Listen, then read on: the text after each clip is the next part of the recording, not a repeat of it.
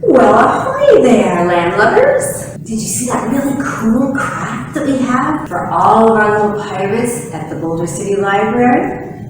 Come on in and you can pick up your very own pirate ship craft kit. And the very cool thing is, they actually float. Oh yeah.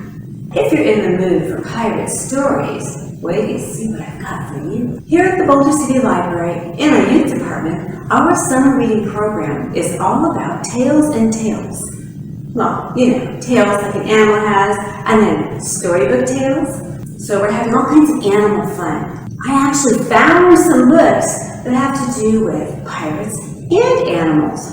Who would have thought? The first one is The Pirate and the Penguin by Patricia Storms.